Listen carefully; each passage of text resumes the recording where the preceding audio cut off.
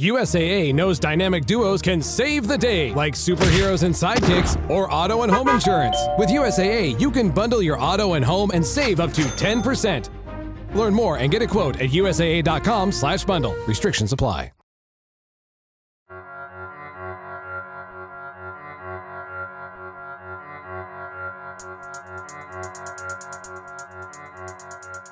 The oil and gas industry is getting out of a lot of obligations these days. They have pushed for and gotten regulatory pauses, rollbacks, tax breaks, all kinds of good stuff. Although, of course, the American Petroleum Institute is still insisting that the industry is, quote unquote, not getting a bailout. One of the big ways that the industry is getting off the hook for its responsibilities is in the case of its wells, and more specifically, what happens to them when they're not producing oil or gas anymore. That is becoming an even bigger problem amidst the COVID-19 pandemic because a lot of wells have been temporarily idled, and some percentage of those will end up being abandoned altogether. Shale gas companies are already starting to go out of business in various parts of the country, and more are announcing their downfall every day. It remains to be seen whether demand will actually return to normal levels after the pandemic. Plus, there will be an energy transition at some point, and a lot of folks are starting to wonder what will happen to these oil and gas sites once that transition gets underway. In order to get permits to drill oil or gas wells, fossil fuel companies are required to get permits. And with those permits, they have to commit to plugging and remediating well sites when they're done with them. It's an expensive proposition and one that the industry tends to put off as long as possible, in part because no states actually require these companies to put up the money for plugging and remediating wells before they start drilling.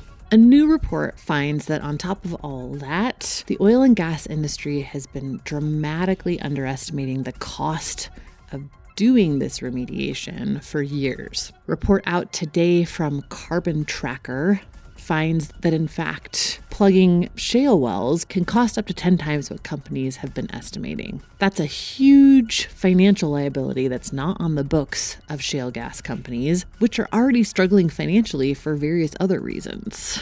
That report is called It's Closing Time. The huge bill to abandon oil fields comes early. Joining me today are this report's co-authors, Greg Rogers, who we've heard from in previous episodes, and Rob Schuerk, Executive Director of Carbon Tracker North America, to talk about just how many of these wells we're looking at, what these costs may be, and what the heck states are going to do about it. We'll have that conversation in a minute after a word from this week's sponsor. I'm Amy Westervelt, and this is Drilled.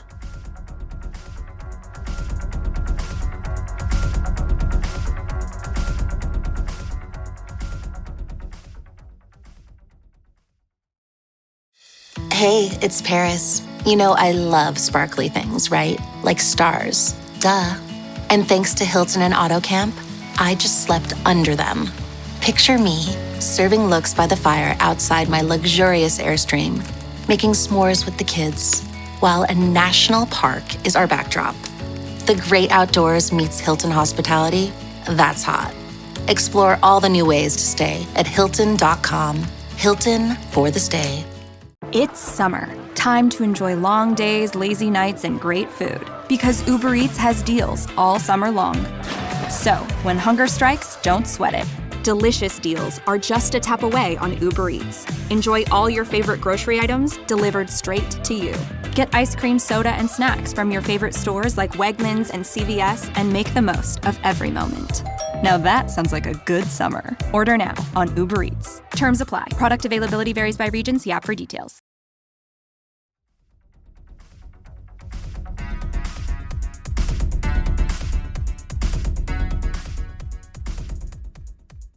I was hoping you could maybe start with sort of the genesis of the report. What made you realize that this was something that we needed data on? Really, we started, and this is a combination of Greg's longstanding interest in AROs and Carbon Tracker's focus on really the implications of the energy transition for fossil fuel companies and their investors. We started looking at how asset retirement obligations on the balance sheet were reported, how frequently they were revised, those estimates. Had a working thesis that Greg has largely built over years of observation on this as to why that was the case, which was that as assets were retired, people had to revise those estimates to reflect the actual costs, and those were a lot more significant. And we took sort of that work and sort of thinking about, well, in terms of an energy transition, what's going to happen here? Are these assets all going to live their full estimated useful lives, right? If we can't extract and burn all of these fossil fuels consistent with our climate targets, how are we actually really going to expect that these assets do live another 30, 40, 50, in some cases through the end of the century, if you're thinking about oil sands assets, for example. Mm-hmm. So our initial focus was actually on individual companies and what they've got on the balance sheets and what kind of impact if we saw something called ARO acceleration. And you see a little bit on that in this paper because it's still an important concept. But as we looked at it, we thought, well, okay, there's a great story here in the U.S. Let's focus on the U.S. Let's focus on onshore, and let's look and see, right? In addition to just looking at the corporate reported figures, which don't really give you any of the backstory, right? They give you the discounted present value at some discount rate that the company has used. You don't have the undiscounted numbers. You don't know what it really costs. But when we looked around for what things really cost, we saw a lot of claims from industry and in many cases from the regulators as well, I think parroting some of those industry numbers that were looking at, tens of thousands of dollars or less to close a lot of these wells. Including, the one estimate from the Baker Hughes that we have in there, that's focused on $33,000 to close wells in places like the Eagle Ford with average, wellbore depths, total vertical depths of like nearly 10,000 feet. And looking at actual data, there was a lot of evidence to suggest that those costs were going to be far greater. It was a big aha for me, Amy, is we were searching for actual cost data, preferably not estimates, but actual costs. What did it cost to plug and abandon these onshore wells? And it started to look like there was a self-referential loop going on between industry and state orphan well programs that are largely funded by industry, where industry would point to the orphan well cost experience, which was the only available cost data we could find in the United States. Right.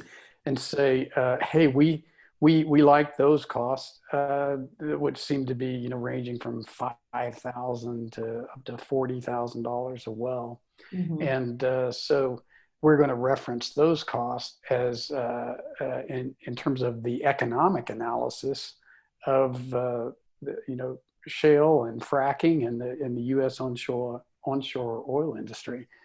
So we had this orphan well data, but one thing that started to stand out from that is that most of those wells are old and they're shallow. So there's just millions of undocumented wells, even pre-regulatory wells in the United States, and a lot of those have found their way into orphan well programs.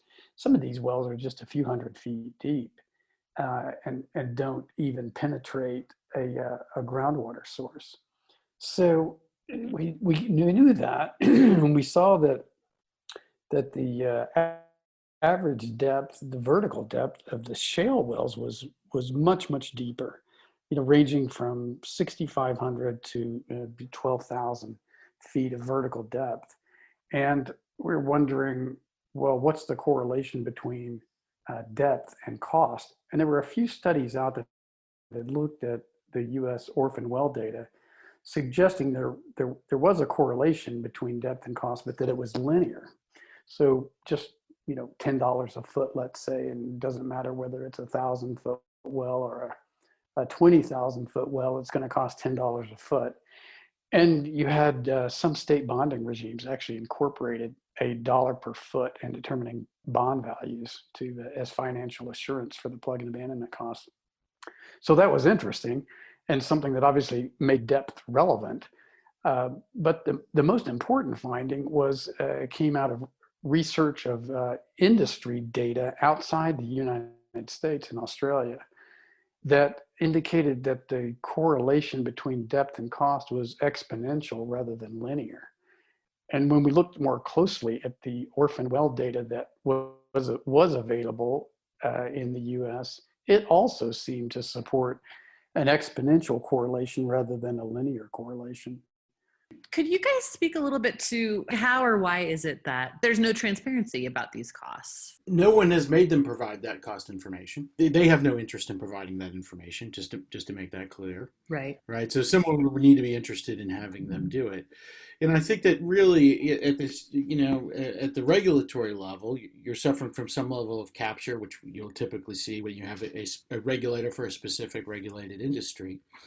But that was also combined with the belief that I think a lot of people have had about oil and gas, and the idea that this industry may not have the money on its balance sheet today to close all of its wells immediately, but they will close over time, and it will keep making money and keep drilling wells, and there'll be cash flows in the future because we all need energy, right? If we're going to have economic growth, it's correlated with it, and so it's going to be, there'll be cash in the future to close these. So why worry about it? Why worry about what the actual costs are? Right. The problem, of course, is all those assumptions have been completely upended by the energy transition. Right. And in the pandemic, right, has been sort of a shot across the bow on that to realize how quickly things can turn, potentially shut in. And it gives a glimpse also of the financial condition that the companies are then in. And the arguments, of course, they're going to make, which is that we can't afford to do that now. So I think that has kind of shaken things up. And so the question is really, should regulators still not pay attention to what these actual costs are, and or will they continue to do that? And I think that those, that's becoming increasingly bigger and bigger issue. For most of the oil and gas industry's history, it's been sort of a self-bond, self-reporting situation, and states are starting to realize, this is potentially going to leave us holding a bill that we can't necessarily afford to pay either.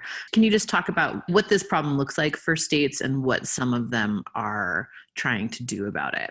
One of the things that's happening is that the coronavirus pandemic has accelerated the shut-in of wells, which has drawn a lot of attention to this topic, and kind of shining a light on the reality that the orphan well funds are not sufficient to plug and abandon, a large number of wells that are becoming idle and non-economic at the same time. But the states were realizing the problem they were in before the pandemic hit.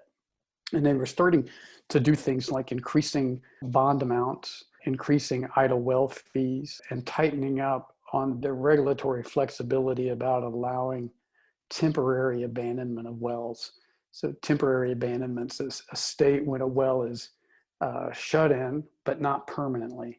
So production is stopped, but the well is left in a state of limbo where, at least in theory, it can be started back up again. So those are the types of things I think that we see states doing. And there's a few other actions, but essentially they're tightening up on the credit, Amy. And I think the easiest way to think about this is that the legal obligation to plug and abandon an oil well at the end of its economic, useful life is a liability to the state.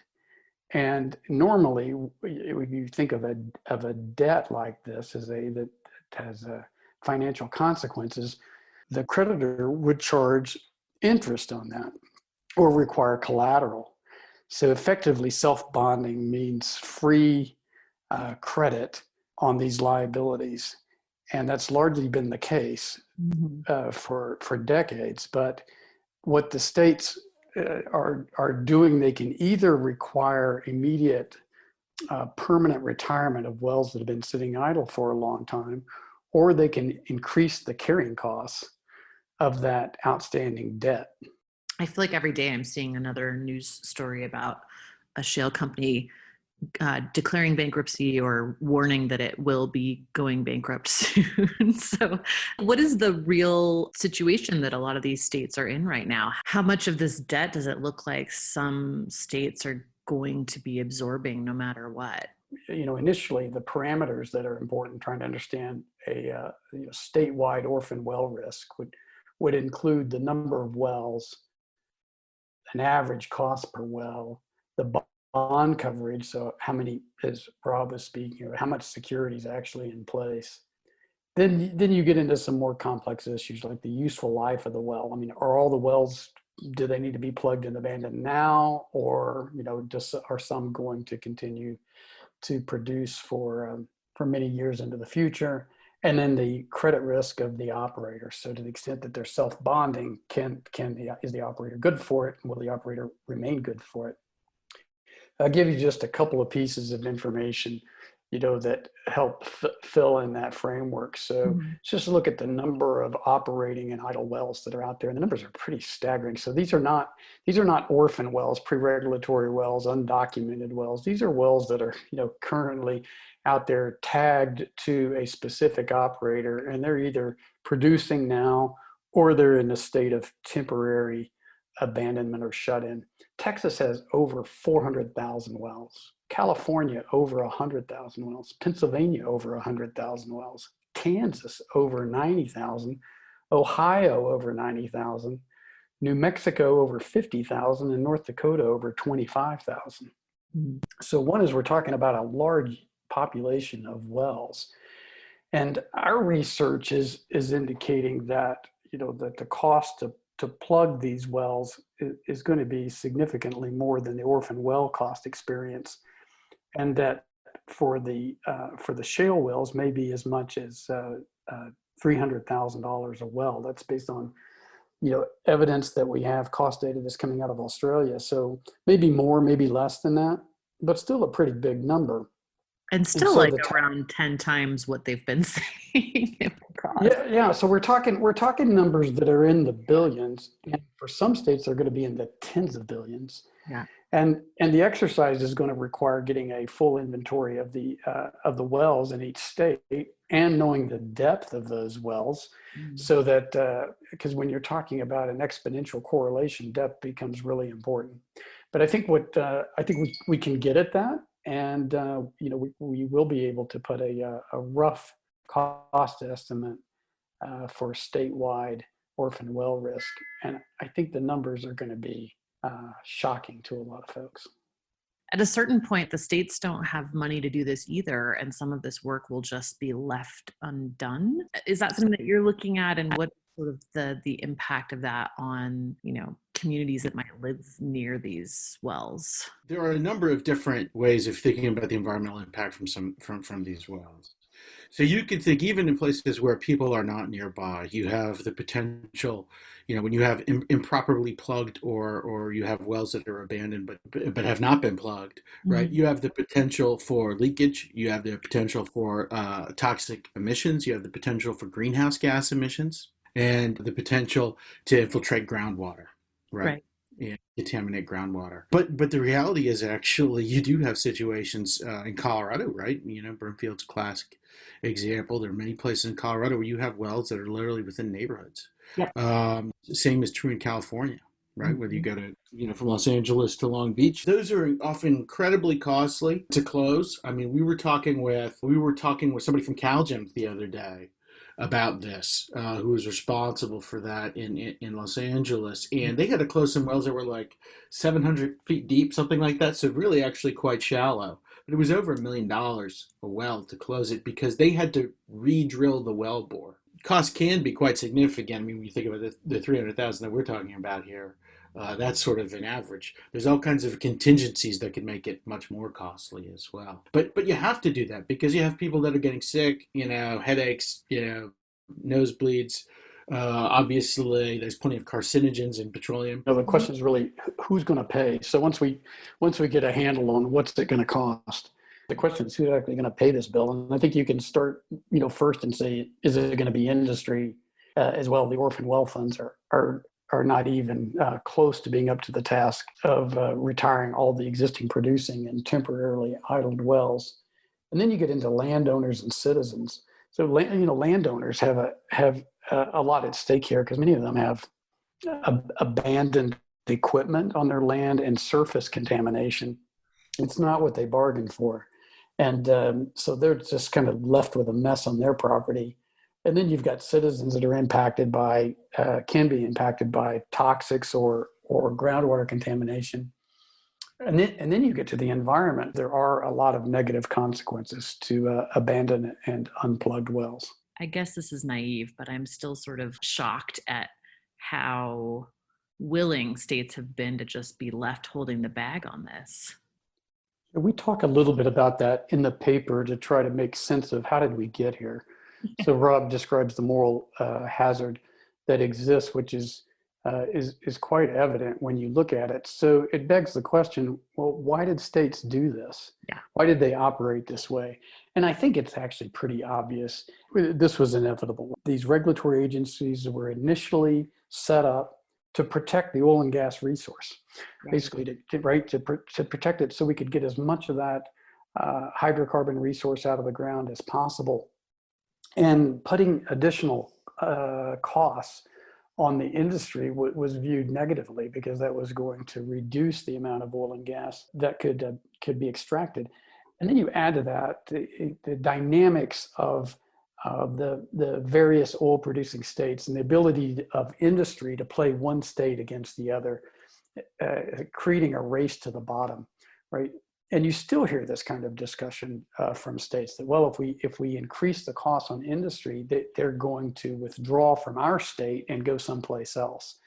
So it's in our financial best interest to keep their costs low.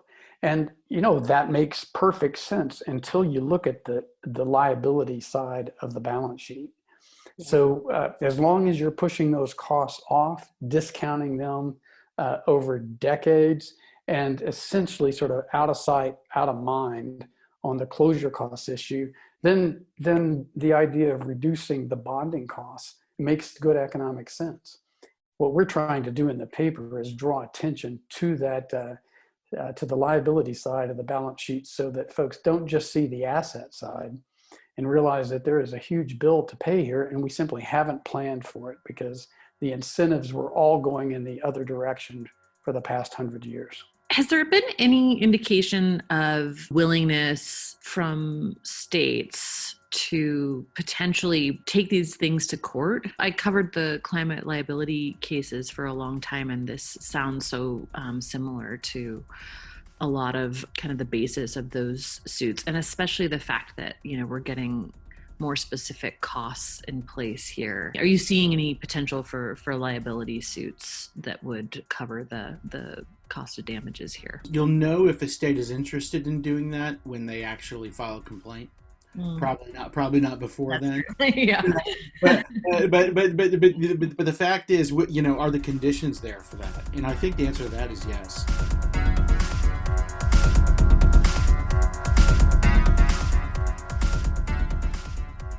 That's it for this time. We will stick a link to the report in the show notes so you can read through the entire thing. We will have a couple more episodes for you here and there in the next few weeks, but otherwise we are going on production hiatus until we're ready to release the next investigative series. That will be in July sometime. I'm not going to commit to a date just yet. As a reminder, if you are a Patreon subscriber or you subscribe to our newsletter, which is a collaboration between Drilled and Hot Take that I do with Mary Anais Hegler, you will get early access to the next season ad-free. So if you haven't signed up for either of those yet and you want to support our work, we appreciate it. Please do that. We will stick a link to where you can sign up for all those things in our show notes as well. On that note, big thank you to our latest Patreon sponsors. They are Kevin McMahon, Cynthia Lapham, Skylar, Caroline Lynch, Kathy Mulvey, Kay Humphreys, Stephen Parati, and Emily Q. Thank you guys. Your support really means a lot. It's helping us do all kinds of reporting, keeping tabs on climate policy, doing more investigative projects, and putting out more seasons this year. Thanks again, and we'll see you next time.